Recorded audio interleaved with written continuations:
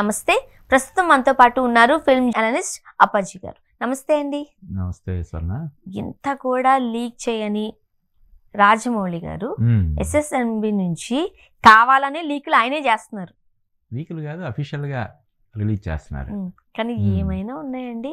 ఒకటి అబ్బా అసలు ఏం జరుగుతుంది కదా అని ఊహించే లోపే ఎవరు పృథ్వీరాజ్ సుకుమారన్ గారిది అసలు ఏంటి వీల్ చైర్ ఏంటి ఆ వెనకాల వచ్చిన అవే ఏంటి అని ఆలోచించే లోపే ప్రియాంక చోప్రా గారు వదిలేరు. ఆల్రెడీ శారీ ఏంటి, దాంట్లో గన్ పట్టుకోవడం ఏంటి, ఈ రెండింటి మధ్యలో శృతి హాసన్ సాంగ్ వచ్చింది. అసలు అది చూస్తేనే మనకు నోట్లో నుంచి మాటలు రావట్లేదు. అంటే ఇన్ని అప్డేట్స్ టపటపటపమని రావడం అన్నది నిజంగా ఏంటా రీజన్? అంటే రీజన్ ఏంటంటే ఇప్పుడు రేపు జరుగుతున్నటువంటి రామోజీ ఫిల్మ్ సిటీలో 15వ తారీఖున జరుగుతున్నటువంటి ఫస్ట్ మీడియా ఇంటరాక్షన్ అది అందరికీ మొత్తం ఓపెన్ టు ఆల్ మీడియా అని కాకుండా పర్టికులర్గా ఒక ఓటీటీ జియో హాట్స్టార్ అనే ఒక ఓటీటీ సంస్థకి దాన్ని ఎక్స్క్లూజివ్ రైట్స్ ఇచ్చారు. ఇప్పుడు మన మీడియా కూడా ఇన్విటేషన్ ఎవరైనా సరే రిపోర్టర్స్ వెళ్ళాలి తప్ప కెమెరాస్ నాట్ అలౌడ్. అది స్టిల్ కెమెరా కావచ్చు, వీడియో కెమెరా కావచ్చు, cameras not allowed. Only reporters మాత్రం వెళ్ళి ఆ విశేషాలు అవి తెలుసుకొని రాయడం తప్ప దాన్ని టెలికాస్ట్ చేయడానికి లేకుండా వాళ్ళు ముందు మైకిల్ పట్టుకుని వెళ్ళి మాట్లాడడానికి కూడా లేదు. అసలు అటువంటిది ఏమీ లేదు. జస్ట్ చూసి వచ్చేసేయాలంతే. ఎక్స్పీరియన్స్ రాసుకోవాలి, ఏం జరిగింది ఏంటి, ఎవరేం మాట్లాడారు ఏంటి అన్నది రాసుకోవాలి.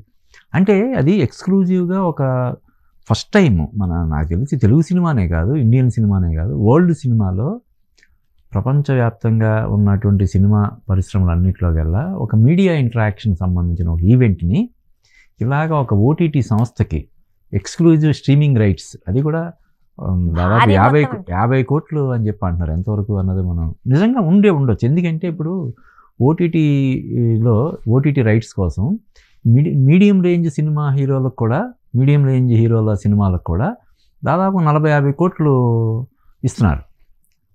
మరి ఈ సినిమా ఇంకా దాదాపు 27లో రిలీజ్ అంటున్నారు కదా. అంటే ఇప్పటి నుంచి 27 వరకు ఈ సినిమాకి సంబంధించినటువంటి విశేషాలు మరొకటి బిట్లు కింద ఈ ఇప్పుడు రేపు జరగబోయే ఈవెంట్లో నుంచి తీసుకున్న ఇవే వీడియోసే రావాలి కదా.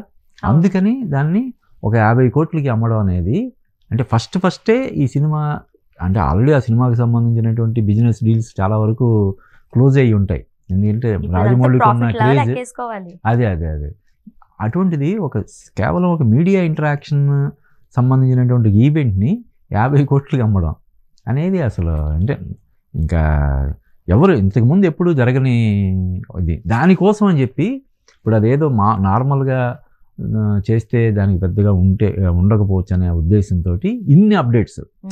ప్రియాంక చోప్రా ఫస్ట్ లుక్, ఆమె పేరు కూడా మందాకిని పేరు రిలీజ్ చేయడం, అలాగే శృతి హాసన్ ఈ సినిమాలో పాడడం, ఆ విజువల్స్ కదా, అలాగే పృథ్వీరాజ్ సుకుమార్ అంది. నాకు తెలిసి ఇవాళ రేపట్లో ఇంకొక అప్డేట్ వచ్చినా కూడా ఆశ్చర్యపోవాల్సిన అవసరం లేదు. ఒక దాన్ని మించిన ఒకటి. అవును. సో మొన్నటి వరకు అప్పుడెప్పుడు ఒక చిన్న లీక్ వస్తేనే ఈ ఫోన్స్ అన్ని పక్కన పెట్టేశారు. చాలా సీరియస్, అది ఆఫ్రికా అడవుల్లో జరుగుతున్న సీను పృథ్వీరాజ్ గారికి అండ్ మహేష్ బాబు గారు ఇట్లా అనుకునే టైంలో విలనా ఎలా ఉంటారు ఏంటి అసలు ఎలా ఈ కథ ఏంటి ఇప్పటికీ అర్థం కావట్లేదు. మన ఊహాగానాలే. అంటే ఈ సినిమానే కాదు, రాజమౌళి బాహుబలి సినిమా టైంలో నుంచి కూడా సెల్ ఫోన్స్ని అలౌ చేయకుండా, అంటే ఆ టీం మెంబర్స్ ఎవరు కూడా సెల్ ఫోన్స్ తోటి సెట్స్కి రాకుండా జాగ్రత్తలు అవి తీసుకోవడం అనేది అప్పటి నుంచి ఉంది. ఇప్పుడు ఈ సినిమాకి సంబంధించి ఇంకా మరింత కట్టుదిట్టంగా చేస్తుండొచ్చు. అయినా సరే మధ్యలో ఏదో చిన్నది లీక్ అయ్యిందని చెప్పి దాన్ని చాలా సీరియస్గా తీసుకొని ఈ భవిష్యత్తులో అటువంటి ఏవి లీక్లు అవి జరగకుండా ఉండడం కోసం వాళ్ళు చాలా జాగ్రత్తలు తీసుకున్నారని మనకు తెలుస్తుంది. ఇప్పుడు ఈ ఈవెంట్ చూడు, అంటే దాదాపుగా 1,00,000 మందిని సమీకరించి 1,00,000 మంది సమక్షంలో ఈ సినిమాకి సంబంధించినటువంటి విశేషాలు, నాకు తెలిసి మహేష్ బాబు, రాజమౌళి, ప్రియాంక చోప్రా, శృతి హాసన్, పృథ్వీరాజ్ సుకుమారన్, కీరవాణి వీళ్ళందరూ పార్టిసిపేట్ చేస్తారు. ఇంకేమైనా సర్ప్రైజులు కూడా ఉండే అవకాశం ఉంది. మనకి ప్రియాంక చోప్రా గారితో ఒక వీడియో బయట కూడా తీపిచ్చి మనకి మనం జియో హాట్‌స్టార్‌లో చూస్తున్నాం. పబ్లిసిటీ పరంగా కూడా కొత్త పొంతలు తొక్కడం అనేది అందరూ అనుసరించే ఇది కాకుండా తను కొత్తగా ఇప్పుడు ఈ ఉదాహరణకి ఈ సినిమాకి సంబంధించినటువంటి చిన్న అప్డేట్ దానికోసం అని చెప్పి ముగ్గురు ట్విట్టర్ ముందు మహేష్ బాబు, రాజమౌళి ట్విట్టర్లో ఇది చేసుకోవడం, తర్వాత పృథ్వీరాజ్ సుకుమారన్ జాయిన్ అవ్వడం, తర్వాత ప్రియాంక చోప్రా జాయిన్ అవ్వడం, ఇలాగా పబ్లిసిటీ పరంగా కూడా అసలు చాలా వినూత్నమైనటువంటి ఆలోచనలతోటి ముందుకెళ్తున్నాడని మనం చెప్పొచ్చు. ఏంటో రాజమౌళి గారి ఆలోచన మనం క్యాలిక్యులేట్ చేయలేకపోతున్నాం. ఆస్కార్ అనేది ఒకటి ఉంది అని తెలుసు, బట్ దానికి ఎలా వెళ్ళాలో అనేది తెలీదు. బట్ ఇండియన్ సినిమాకి ఒక దారి చూపించారు, ఒక వే వేస్తారు అంతే. ఇప్పుడు ఈ డిజిటల్ గా ఇప్పుడు ఓటీటీ ప్లాట్ఫామ్ ఏదైతే ఉందో అది కాస్త ఒక రకంగా చెప్పంటే విస్తృతం అయ్యింది. బట్ ఇలా డిజిటల్ రైట్స్ కూడా ముందుగాను 50 కోట్లు అనేది చిన్న విషయం కాదు. ఇలా కూడా మార్కెటింగ్ చేయొచ్చు. ముందు ఈ ప్రీ రిలీజ్ ఈవెంట్లని చాలా భారీ ఎత్తున చేస్తున్నారు కదా, వాటికి కూడా ఓటీటీ రైట్స్ ఇప్పుడు ఆలోచిస్తారు ప్రతి ఒక్కరు కూడా. ఈ సినిమాకి ఓన్లీ మీడియా ఇంటరాక్షన్కే దీనికి ఇంత అమౌంట్ తీసుకున్నారు కదా, మనం ఇంత కష్టపడి చేస్తున్నాము, ఎవరెవరో గెస్ట్లు వస్తున్నారు, సినిమా యూనిట్ అంతా పార్టిసిపేట్ చేస్తుంది కాబట్టి ఈ ప్రీ రిలీజ్ ఈవెంట్ని కూడా అంటే కేవలం 3-4 రోజుల ముందు చేసే ప్రీ రిలీజ్ ఈవెంట్లు ఇకపై ఎలా ఉంటుందంటే 1 నెల రోజుల ముందే చేసి దాన్ని కూడా ఈవెంట్ని ఏదైనా స్ట్రీమింగ్ రైట్స్ లేదంటే ఏదైతే ముందే ఓటీటీ రైట్స్ ఇస్తున్నారో ఆ ఓటీటీ రైట్స్ అందులో భాగంగా ఇది మేము ప్రీ రిలీజ్ ఈవెంట్ కూడా 1 నెల రోజుల ముందే చేస్తాం, ఆ రైట్స్ కూడా మీకు ఇస్తాము, మాకు ఇంకొక 1 కోటి 2 కోట్లు ఎక్కువ ఇవ్వండి అని చెప్పి అడిగేలాగా. అంటే ఇప్పుడు బాహుబలి సినిమాతోటి తెలుగు సినిమాని పాన్ ఇండియా రేంజ్కి తీసుకెళ్ళాడు, RRR సినిమాతోటి పాన్ వరల్డ్ తీసుకెళ్ళాడు. ఇప్పుడు ఈ సినిమాని ఇంగ్లీష్ సినిమాల కంటే కూడా ఎక్కువగా, అంటే ఇంగ్లీష్ సినిమాలు కూడా అక్కడ ఇక్కడ ఇలా మన ఇండియా కొన్ని దేశాల్లో రిలీజ్ అవుతాయి, తర్వాత నెమ్మదిగా మిగతా దేశాల్లో రిలీజ్ అవుతుంటాయి. కానీ ఇప్పుడు ఈ సినిమాని మహేష్ బాబు సినిమాని 120 దేశాల్లో విడుదల చేసేందుకు సన్నాహాలు చేస్తున్నారు. అది కూడా ఇప్పటి నుంచే దానికి సంబంధించినటువంటి ఏర్పాట్లు అవి చేస్తున్నారు.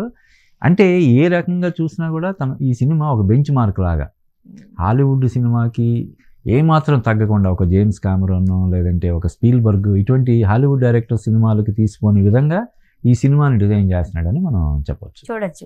ఇప్పుడు మరీ ముఖ్యంగా అసలు ఈ సినిమా కథ ఏంటి, ఎలా ఉండబోతుంది?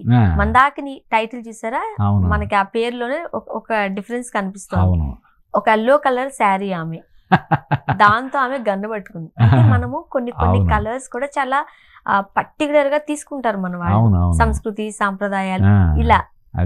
ఎల్లో కలర్ శారీ, చేతిలో గన్ను, అంతే కదా. మామూలు మోడర్న్ అవుట్ఫిట్ లో గన్ను పట్టుకుంటే అది పెద్దగా ఏముండదు, గాల్లోకి ఎగురుతూ. అదే ఇప్పుడు ట్రెడిషనల్ వేర్ లో శారీతో, అది కూడా ఇప్పుడు ఏది పాన్ వరల్డ్ సినిమాగా తీస్తున్నటువంటి ఇందులో ఆ అమ్మాయి శారీ తోటి ఆ యాక్షన్ ఇది నిజంగా చాలా అంటే గూస్ బంప్స్ వచ్చేలాగా ఉంది. అంటే ఇప్పుడు ఏంటి ప్రియాంక గారు అందరూ పోలీసా, అంటే పోలీసా ఏంటన్నది మనకి ఇంకా వాళ్ళు రివీల్ చేయలేదు కానీ, బట్ యాక్షన్ అంటే ఇప్పుడు ఆబ్వియస్లీ ఇది ఒక యాక్షన్ అడ్వెంచర్ అని చెప్తూనే ఉన్నారు.